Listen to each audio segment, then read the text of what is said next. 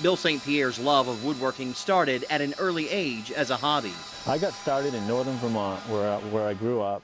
At the age of 7 years old, I used to build birdhouses and take them down to a little country store in northern Vermont and sell them at, I believe, $2 or $3 a piece. A childhood business that continued part-time after moving to Virginia, initially selling his woodwork to people locally. He started getting customers from across the country and went full-time after receiving national exposure. We got on one of the series from Salvage Dogs.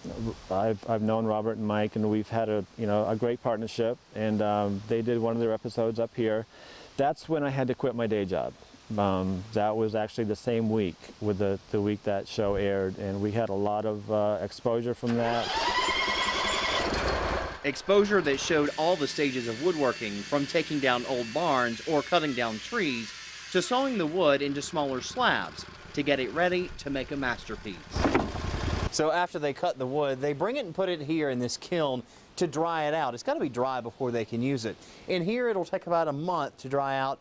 If they didn't have this, it would take about 1.5 years.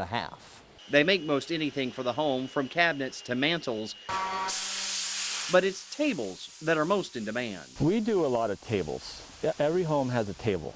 Not everybody has a hutch or an armoire, or, they can get by with the bedrooms that they have, but we still do several of them. But it's really about tables, because a table can show off the slab or the wood, so much better than being chopped up into smaller pieces, making just a small piece of furniture. This table here, this is one of those 2-year tables I was talking about. This tree actually fell on a customer's house during the storm a couple years ago in Roanoke, and he chose to build a table out of it. After spending more than a year building some pieces, Bill and his team of 4 woodworkers sometimes find it hard to let the finished product go. I find that I get a very special relationship with the piece that I'm working on sometimes, but I've grown over the years. There's pieces that I've wanted to keep, but I realized I didn't build my house quite large enough. The folks at St. Pierre Woodworking partnered with us for our Rebuilding Hope project in Appomattox County, building the entertainment center for Nancy Harris.